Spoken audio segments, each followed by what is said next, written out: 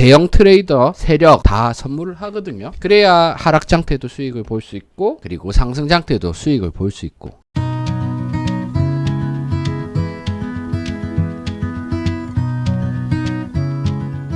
안녕하세요, 코핑입니다. 오늘은 선물에 대해서 이제 질문이 많아서 선물을 하는 방법이나 이런 거를 좀 설명드리려고 이제 영상을 찍고 있습니다. 그래서 이제 선물에 관한 최소한 기본적인 정보를 다 설명을 드릴 건데, 자, 일단은 선물은 매우 위험합니다. 현물하고 다르게 선물은 청산이라는 게 있어요. 그러니까 내 포지션이 삭제되는 그런 부분이 있어서 가급적이면 선물은 안 하시는 게 좋습니다. 리스크가 상당히 커요. 대신에 이제 선물 같은 경우에는, 현물 같은 경우에는 우리가 비트코인이 올라야만 수익을 낼 수 있다라고 하면, 선물 같은 경우에는 내려도 올라도 양쪽으로 다 수익을 볼 수 있습니다. 그래서 사실 내가 지금 하락장 같은 경우에는 현물에서 할 수 있는 게 없잖아요. 조금 공부를 하고 선물을 조금씩 해보고 싶다라고 하면 사실 하는 게 좋긴 해요. 근데 위험하기 때문에 내 성향이 조금 다혈질적이고 성격이 급하고 이러면 선물은 안 하는 게 좋아요. 굳이 해보고 싶다고 하면 10만원, 20만원 소액으로 하시는 게 좋고, 근데 이제 전체적으로 내가 코인으로 어느 정도 수익을 꾸준히 내고 싶다, 1년 365일 동안, 그러려면 이제 사실 선물도 할 수 있는 게 좋죠. 왜냐면 대형 트레이더 세력 다 선물을 하거든요. 그래야 하락장 때도 수익을 볼 수 있고, 그리고 상승장 때도 수익을 볼 수 있고, 그리고 기본적으로 선물 같은 경우에는 해칭 수단으로 나온 겁니다. 쉽게 말해서 하락장이 왔을 때 사용하기 위해서 선물이 나온 거라고 생각하시면 될 것 같습니다. 자, 그래서 간단하게 팩트만 여러분들이 쉽게 알 수 있도록 정리해서 말씀드리겠습니다. 사족을 최대한 줄이고, 자, 이제 시작하도록 하겠습니다. 자, 선물이 뭐냐?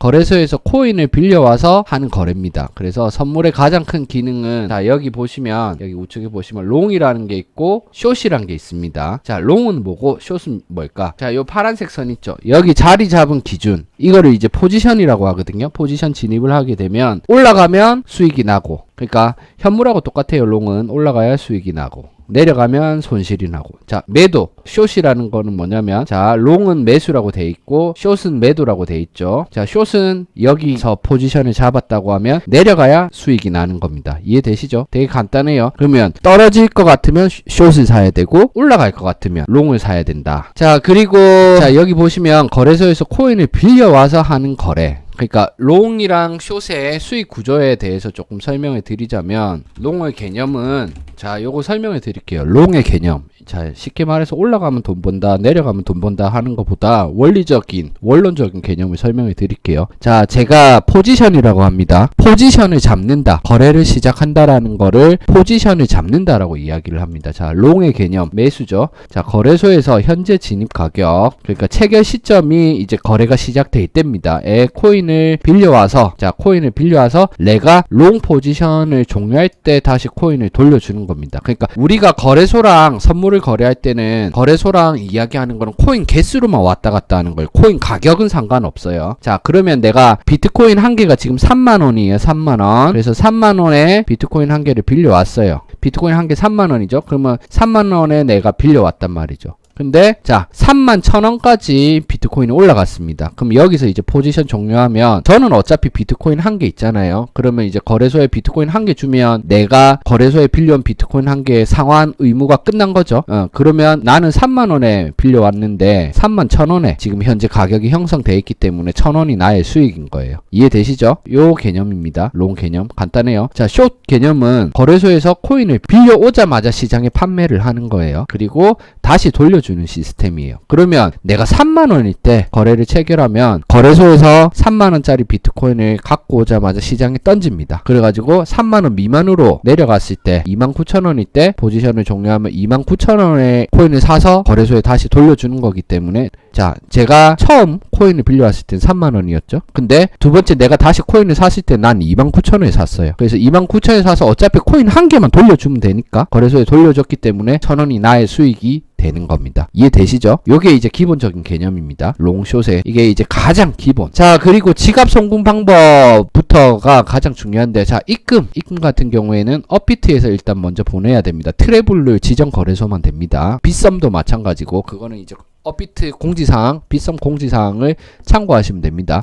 자, 업비트에서 해외 거래소로 보냅니다. 내가 거래할 마진 거래소, 선물 거래소, 그 다음에 현물 거래소. 자, 여기 보면 선물 거래소가 있고 현물 거래소가 있습니다. 자, 거래소마다 달라요. 자, 여기 일반 거래소 있죠. 여기가 현물 거래입니다. 그리고 파생상품, 파생상품에 들어가면 선물 거래 있죠. 이게 선물 거래예요. 그래서 섹션이 두 가지가 있습니다. 국내 업비트랑 달라요. 그래서 자, 여기 보면 현물 거래소에 내가 보낸 리플이나 이오스 같은 거를 보낼 거잖아요. 수수료가 싸고 전송 속도가 빠른. 그러면 이 현물 거래소에서 내가 업비트에서 받은 코인을 매도를 해야 됩니다. 매도. 여기 보면 판매 있죠. 요 매도를 해야 됩니다. 매도를 하고 나면 현물 거래소에 내 테더가 들어 있습니다. 내 테더가. 그래서 여기 보시면 여기 지금 지갑 잔액 있죠. 여기 이거는 선물 지갑이거든요. 그러면 거래소마다 조금 다른데 자산 이체라고 있습니다. 예, 현물 계정에서 선물 지갑으로 보내야 돼요. 자, 이걸 누르면 반대로 되죠.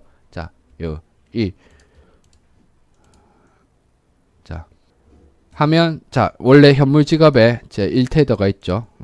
요렇게 보내면 선물 지갑에 보내게 된다. 그럼 여기 자산이 생기게 된다. 그리고 이제 요게 이제 기본적인 가장 많이 쓰이는 방법이고, 자, P2P 같은 경우에는 맥스C라는 거래소에서 밖에 지금 현재는 이용이 안 됩니다. 이 P2P는 이제 그 환전상이랑 거래를 하는 겁니다. 환전상이랑 거래를 하는 건데, 자, 여기 보시면 암호화폐 구매, P2P 거래. 자, P2P 거래를 하면 여기서 무통장으로 거래가 돼요. 수수료는 따로 없습니다. 여기 환율에 따라 진행이 됩니다. 환율에 따라. 자, 그래서 P2P에서 구매를 하게 되면 무통장으로 얘네들이 어디 통장으로 입금해 달라고 하거든요. 입금을 해주고, 그렇게 되면 현물 지갑으로 돈이 들어옵니다. 이 현물 지갑으로 들어온 USDT 테더를 선물 지갑으로 옮기면 됩니다. 아까 옮기는 거는 보여드렸죠. 그리고 이분들은 개인이 아니고 맥스C 거래소에서 지정을 해놓은 환전상이기 때문에 믿고 거래하시면 됩니다. 아무나 여기 판매를 할 수 있는 게 아니에요. 자, 그리고 출금은 어떻게 하냐면, 자, 선물 지갑에서 현물 지갑으로 옮겨야 되겠죠. 그 다음에 리플, 이오스 등을 구매를 한 다음에 업비트로 전송하면 됩니다. 그 다음에 업비트에서 매도를 하면 한국 돈이 생기겠죠. 한화. 그 다음에 출금을 하시면 됩니다. 자, P2P 같은 경우에는 여기 판매하시면 돼요. 요 환전상들한테 판매를 하시면 되는데, 판매를 하시게 되면 선물 지갑에서 똑같이 현물 지갑으로 옮겨 놓고, 그 다음에 내 통장 번호를 가져주면 이 사람들이 입금을 해줘요. 그 다음에 코인 전달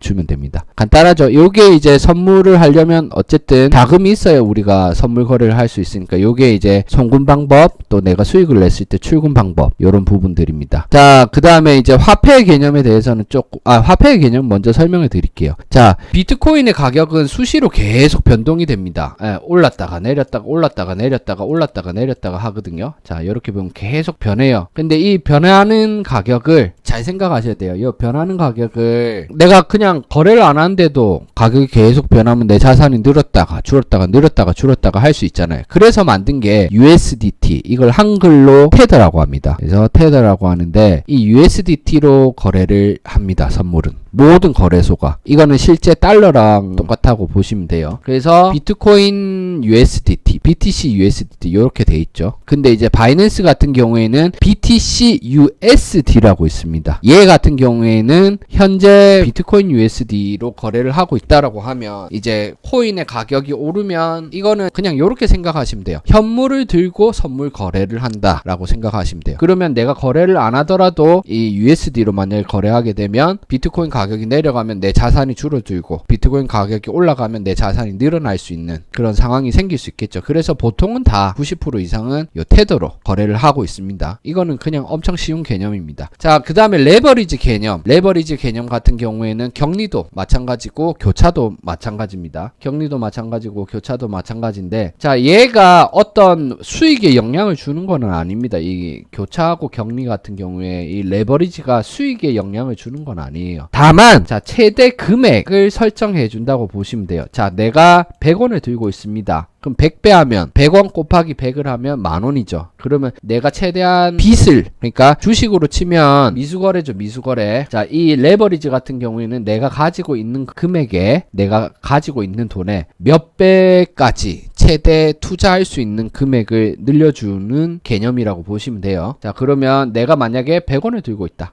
그럼 100배를 하게 되면 10,000원까지 베팅을 할 수 있는 거죠. 코인을 살 수 있는 거죠. 이해되시죠? 그래서 레버리지가 이제 근데 100배를 해놓고 예를 들어서 자 여기 보세요. 자 교차 100배를 했어요. 제가 교차 100배를 했단 말이에요. 100배를 했는데도 자 최대 지금 내가 잡을 수 있는 포지션 금액은 0.7비트란 말이에요. 근데 0.1비트를 잡을 수도 있어요. 이해되시죠? 0.1비트 잡을 수도 있고 0.7비트를 잡을 수도 있어요. 그러니까 내가 최대 할 수 있는 금액은 0.7비트인데 내가 0.1비트만 들어갈 수도 있단 말이에요. 그렇기 때문에 레버리지가 수익에 영향을 주는 건 아니고 레버리지는 내가 투자할 수 있는 금액의 최대 금액을 늘려준다 라고 보시면 될 것 같습니다. 그러면 생각하셔야 될 게 여기 내가 더 많은 금액을 하면 할수록 수익도 많아지고 손실도 많아질 수 있겠죠. 그러니까 개수, 비트코인 개수 혹은 여기 뭐 장이라고 표현하는 데도 있고 태도로 표현하는 데도 있는데 보통은 저는 코인 개수로 합니다. 들어갈 수 있는 포지션의 볼륨, 크기를 결정하는 역할을 한다라고 보시면 돼요. 그 다음에 펀비라는 게 있습니다. 펀비. 자, 펀딩비. 제가 아까 롱, 숏 말씀드렸죠. 거래소에서 어쨌든 코인을 빌려와서 거래를 한다. 그래서 여기 펀비 같은 경우에는 자, 여기 펀딩피라는 게 있죠. 8시간마다 정산이 되거든요. 8시간마다. 자, 여기 보면 다음 펀딩피를 결산 시간 UTC 플러스 8 8시간마다 거래가 되는데 자, 이거는 뭐냐면 내가 거래소에서 코인을 빌려와서 거래를 하고 있기 때문에 8시간마다 이자가 나갑니다. 이자. 그래서 숏이 많으면 숏이 롱한데 펀딩피를 주고 롱이 많으면 롱이 숏한데 펀딩피를 줍니다. 자, 그러면 펀딩피가 플러스로 돼 있으면 현재 롱이 많기 때문에 숏이 시간이 지날수록 이자를 받아갑니다. 자, 반대로 숏이 많을 경우에는 이게 마이너스로 바뀌어요. 마이너스 0.01이나 이렇게 마이너스로 바뀌어요. 그때는 롱이 펀딩피를 받아갑니다. 자, 그래서 보통은 거래소에 양전 플러스로 돼 있을 거예요. 거의 롱이 많은 경우가 제일 많기 때문에 롱 숏이 거의 대부분 펀딩비를 받아가는 경우가 많습니다. 그래서 펀딩비는 이런 게 있다 이렇게 보시면 될 것 같아요. 그 다음에 여러분들이 거래를 하시다 보면 교차가 있고 격리가 있어요. 한글로 되는 거래소가 있고 영문으로 되는 거래소가 있는데 자, 영문으로는 아이소레이트라고 돼 있는데 요거는 격리라는 거고 크로스라고 돼 있는 거는 교차입니다. 자, 격리는 내가 가진 돈의 일부를 남겨줍니다. 그럼 내가 예를 들어서 100원을 가지고 있다. 100원을 가지고 있다고 하면 내 증거금은 100원에 80%든 70%든 그게 격리가 좀 거래소마다 조금씩 달라요. 그래서 80%든 70%든만 활용을 해가지고 내가 청산을 당하더라도 내 자산이 어느 정도는 보전이 되는 겁니다. 대신 이제 교차를 설명하고 한 가지 더 설명을 드릴게요. 교차 같은 경우에는 내가 가진 돈을 100% 활용을 해서 청산가가 형성이 됩니다. 자, 그래서 청산가가 뭔지 설명을 드리고 포지션 종료가 뭔지 설명을 드릴 텐데 자, 여러분 잘 아셔야 되는 게 자, 이 부분에 대해서 먼저 이해를 하셔야 됩니다. 이 교차, 수익금, 손실금 계산하는 거. 내가 현재 27,000에 1비트가 들어갔다. 내가 27,000에 1비트가 들어갔어요. 1비트. 자, 그러면 현재 27,500이다. 내 수익은 얼마일까요? 자, 그러면 27,000 현재 가격 27,500 마이너스 27,000 하면 500이 남죠. 곱하기 내가 1비트 들어갔으면 곱하기 1 수익은 500테더 이렇게 계산하는 겁니다. 자, 반대로 해볼게요. 27,000에 1비트 롱 들어갔다. 현재 26,000이다. 손실은 자, 여기 보시면 27,000 현재 가격 마이너스 27,000 자, 곱하기 1비트 마이너스 1 이해되시죠? 이렇게 계산하는 겁니다. 이거는 공식입니다. 공식. 알트도 마찬가지예요. 알트도. 자, 그러면 청산은 어떻게 나는 거냐? 내가 가진 증거금 시드머니라고 하죠. 자금 보다 내 시드 손실. 자, 내 시드 하고 손실금액 내가 만약에 1000테더를 들고 있는데 손실이 1000테더 납니다. 그러면 내 자금이랑 손실금액이랑 똑같죠. 그러면 청산이 됩니다. 포지션이 자동으로 없어지는 거예요. 왜냐면 그 이상 만약에 하게 되면 거래소에서 코인을 빌려와서 우리 거래하는데 거래소에 코인을 사서 줄 수가 없잖아요. 그래서 청산이 되는 겁니다. 자동으로 청산이 되고 내가 가진 돈을 싹 다 투자를 해서 그 코인 한 개를 사서 거래소에 갚아줘야 되니까 그래서 청산이 되는 겁니다. 그래서 교차는 100%. 자, 근데 격리는 아까 뭐 조금 남겨준다고 했잖아요. 그러면 예를 들어서 격리는 내가 가진 돈 예를 들어서 1,000원이다. 1000테더다. 근데 20%라고 그러니까 손실 보존금이라고 해서 이제 전체적인 시드를 다 쓰진 않는다고 했잖아요. 자, 그러면 현재 마이너스 800이다. 청산 조금 더 일찍 청산이 나죠. 그래서 내가 손절을 잘 못한다, 나는 손절을 잘 못하는 스타일이다 하시는 분들은 격리를 사용하시면 돼요. 시장 거래소에서 리스크 관리를 해주고 최소한의 자금은 남겨주니까. 근데 나는 손절을 잘한다 하면 이제 교차를 하시는 게 좋겠죠. 나는 마이너스 900에 포지션 손절할 건데 이렇게 하시는 분들은 격리로 했다가 마이너스 800에 청산이 당하게 된 포지션이 사라져 버리니까. 이해되시죠? 그래서 여기에 이제 청산의 개념입니다. 그러니까 내가 가지고 있는 금액이랑 내 손실 금액이 동일할 때 포지션이 자동으로 내가 거래를 안 하더라도 내 포지션을 종료시키는 겁니다. 포지션은 뭐냐면 쉽게 말해서 우리가 저 150층이에요 160층이에요 업비트에서 이야기를 하죠. 그러면 내가 150층이면 뭐 예를 들어서 리플 150층이에요 하면 리플 150원에 샀다라는 거잖아요. 그럼 포지션도 마찬가지예요.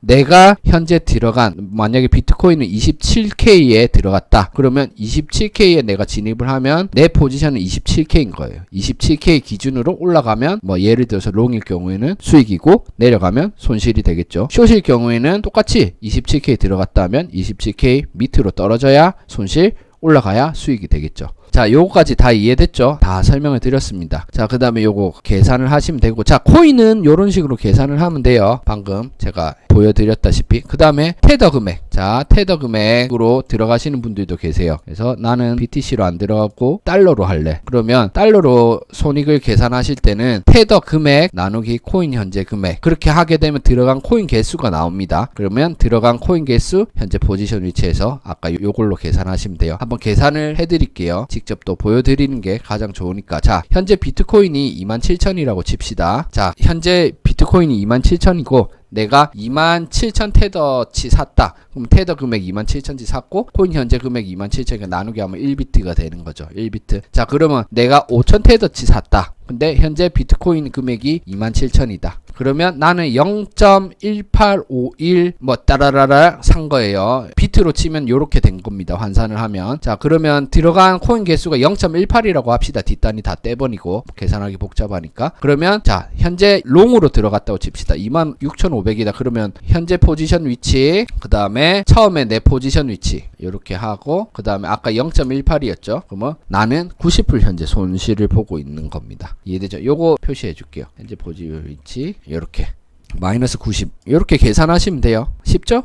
요 계산하는 거를 꼭 알고 계셔야 돼요. 그래야 내가 손익비가 어떻게 되는지 유추할 수 있으니까. 자, 그 다음에 부가적인 기능이 있습니다. 자, 부가적인 기능이 이제 거래소별로 뭐 디파이 스테이킹 이거 같은 경우에 적금 시스템이라고 보시면 돼요. 해외에서. 그러니까 내가 가지고 있는 코인을 맡기고 이자를 받는 시스템이라고 보면 되고, 그 다음에 카피 트레이더라는 게 있는데 이 카피 트레이더를 지금 비트겟이라는 거래소랑 그 다음에 바이비트 라는 거래소에서 지금 하고 있어요. 바이비트 아직 하고 있는지 정확히 모르겠어요. 한다고 이야기는 했었는데. 그래서 이 카피 트레이더의 경우에는 잘하는 사람의 카피 트레이더 신청을 하면 그 사람이랑 똑같이 그냥 자동으로 매매를 하는 시스템이라고 보시면 돼요. 카피 트레이더. 그래서 그 사람이 수익을 나면 내가 낸 수익금의 일부를 그 사람한테 수수료 명목으로 준다 라고 보시면 돼요. 그 다음에 뭐 킥스타터 MDAY 같은 게 있는데 요거는 이제 맥스C에만 있는 기능입니다. 여기 킥스타터 같은 경우에는 여기 참여를 하게 되면 MX 코인이라는 게 있거든요. 그 참여를 하게 되면 무료로 에어드랍을 받는 시스템입니다. 에어드랍. 그 다음에 MDAY 같은 경우에는 내가 거래를 하잖아요. 거래를 하게 되면 내 거래량에 따라 여기에 참여가 돼요. 그렇게 되면 이것도 에어드랍, 공짜로 코인을 받을 수 있는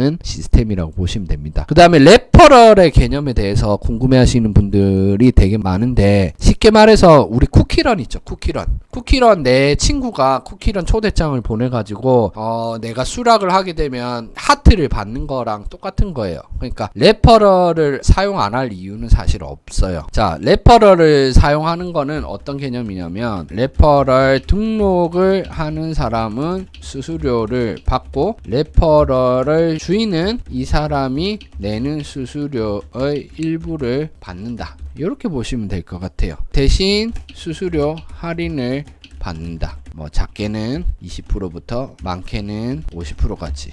요런 기능이 있습니다. 그러니까 내가 만약에 레퍼럴 등록을 안 하고 하면 수수료를 만약에 10만원을 낸다. 근데 레퍼럴 등록을 하면 뭐 50% 받으면 수수료 5만원만 낼 수 있는 거죠. 그러면 할인도 받고 레퍼럴 주인 같은 경우에는 이 사람을 통해서 거래소에서는 한 명의 회원을 유치했기 때문에 수수료의 일부 커미션을 받습니다. 뭐 예를 들어서 수수료 50% 할인된 게 5만원이다 하면 5만원에 뭐 10%인 뭐 5천원을 받는다든가 그런 식으로. 그래서 레퍼럴 안 할 이유는 없습니다. 그러면 내가 레퍼럴 계정을 만들어 놓고 그 다음에 내가 거래하는 계정을 내 거 레퍼럴로 등록할 수 있냐. 옛날에는 그랬습니다. 옛날에는 내 레퍼럴 계정 생성하고 내가 옛날에는 이게 가능했어요. 근데 지금 KYC 인증이라는 게 있어서 대부분 거래소가 불가능하다. 그리고 내가 인플루언서가 아닌데 되는 거래소의 경우에는 레퍼럴 등록을 해봤자 수수료 할인이 얼마 안 된다.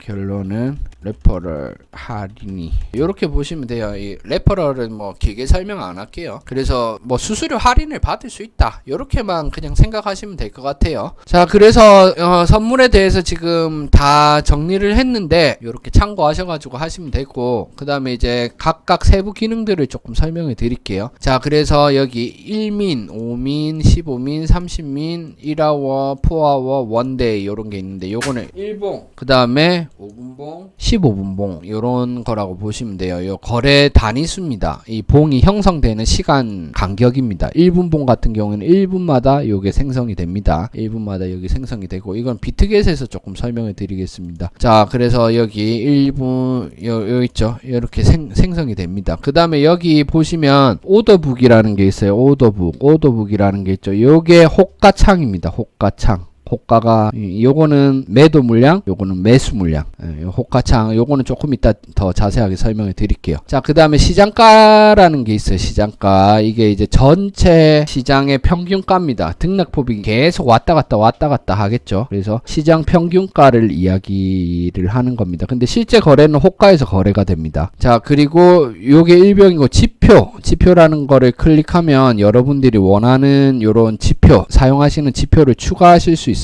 뭐 볼린저 밴드나 뭐 기타 등등. 그다음에 요거는 봉 모양을 뭐 할로 캔들이라든가 라인, 영역, 하이킨 요런 걸로 보실 수 있으시고요. 그다음에 요거 같은 경우에 인덱스 표기 하는데 저는 이거를 굳이 쓰지는 않아요. 그리고 요 호가 부분에 대해서 설명하는데, 비트코인 같은 경우에는 모든 거래소가 거래량이 많기 때문에 크게 걱정 안 하셔도 돼요. 비트코인 같은 경우. 근데 알트코인 같은 경우에는 이렇게 잡주들 있죠. 이렇게 있는 거는 호가가 얇아요. 그렇게 되면 호가가 얇다라는 게 무슨 의미냐면, 자, 내가 지금 여기서 거래하고 싶어요. 내가 지금 5억 개를 갖고 있어. 이게 지금 돈이 얼마 안 하잖아요. 5억 개를 갖고 있다고 칩시다. 그러면 내가 팔고 싶어. 롱인데 5억 개 롱을 갖고 있는데 팔고 싶은데, 자, 3975에 팔고 싶단 말이에요. 근데 500개밖에 없어요. 받쳐주는 호가가. 그럼 내가 시장가로 던지면 쭉 밀려서 여기까지 계속 내려가겠죠. 내가 구매하겠습니다라고 대기하고 있는 물량이 없으니까. 이게 호가의 역할입니다. 그러면 시장가로 던지면 쭉 밑으로 이까지 내려와가지고 거래가 됩니다. 이해되시죠? 그래서 이 호가는 비트의 경우에는 크게 걱정이 없는데, 호가창이 너무 얇으면 내가 올라가든 뭐 예를 들어서 내려가든 이 거래하는 데 있어가지고 슬리피지, 내가 미끄러지는 현상을 겪을 수밖에 없습니다. 알트 같은 경우에는. 그래서 슬리피지가 많이 날 수 있다라고 생각하시면 되고, 그 다음에 여기 보면 요 지정가 시장가 거래는 다들 아시죠? 지정가 거래는 내가 언제 예약을 걸어 놓는 거죠. 언제 롱을 잡아라, 언제 숏을 잡아라, 언제 금액에 예약을 걸어 놓는 거고, 시장가 같은 경우에는 내가 이렇게 해가지고 뭐 롱 하면 바로 체결이 되죠. 현재 가장 가까운 가격에서. 대신 시장가는 수수료가 조금 더 세고 지정가는 수수료가 조금 낮아요. 근데 이제 만약에 내가 장기 거래를 한다고 하면 지정가 거래가 낮고, 단타 거래로 한다고 하면 시장가 거래가 훨씬 유리합니다. 그 다음에 트리거 같은 경우에는 특별 가격이, 자, 이 뭐 지정가랑 거의 비슷하다고 보면 돼요. 지정 가격이랑 이렇게 내가 정해놓은 가격에 도달했을 때 내가 설정해놓은 거래가 발동이 되는 겁니다. 자, 그리고 여기 보면 두 가지가 있는데 이걸로 보여드릴게요. 자, 여기서 보시면 역 포지션 주문이라는 게 있어요. 그러면 역 포지션 주문을 누르게 되면, 역 포지션 주문을 누르면 어떻게 되겠어요? 반대로 바로 주문이 들어갑니다. 반대로. 자, 그 다음에 포지션 수량, 요거는 이제 코인 개수를 이야기하겠죠. 그 다음에 여기 보면 이익 실현, 이게 이제 트리거거든요. 표현하는 방식은 다 달라요. 거래소마다. 자, 여기서는 뭐 여기 보면 목표가 뭐 그렇게 표현하는 데도 있고 거래소마다 다 다릅니다. 그래서 여기서는 자 손절을 예를 들어서 눌려보면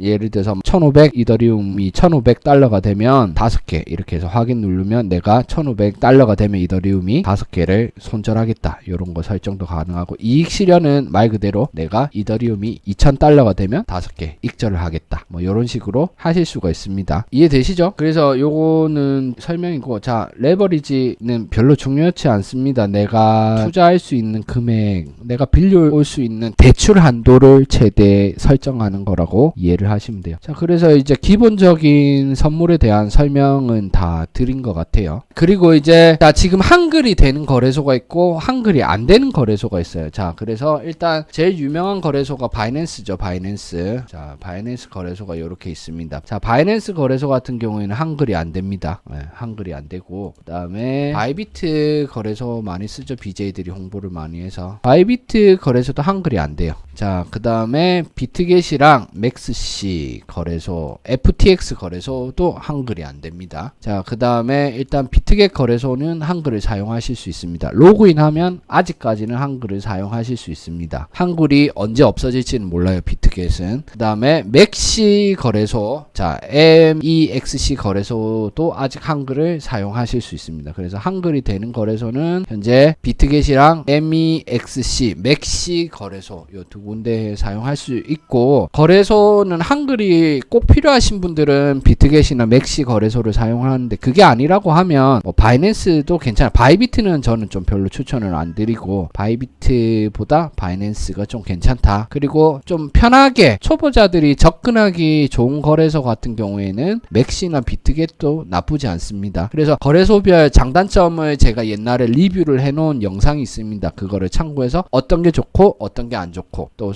수수료가 또 거래소마다 다 다릅니다. 어떤 게 좋고 어떤 게 안 좋은 거 그 비교해 보셔가지고 사용하시면 될 것 같습니다. 자 그래서 오늘 선물 진짜 모든 거에 다 설명을 드렸습니다. 그래서 추가적으로 궁금한 거 있으시면 제가 최대한 빨리 확인해서 댓글을 달도록 하겠습니다. 그렇게 이용하시면 될 것 같습니다. 여기까지 마치고 뭐 매매 기법이나 이런 거는 이제 제가 또 계속 업로드를 하니까 유튜브로 보시면 되고 거래소를 설정하실 때는 나중에 이제 영상 끝날 때 보면 아니면 혹시나 하단부에 보면 영상 링크 거래소 리뷰 링크를 남겨 놓을 거거든요. 그거 보시고 하시면 돼요. 자 그렇게 해서 하고 궁금하신 건 댓글 주시면 됩니다. 도움이 되셨으면 구독 좋아요 꼭 좀 부탁드립니다. 감사합니다.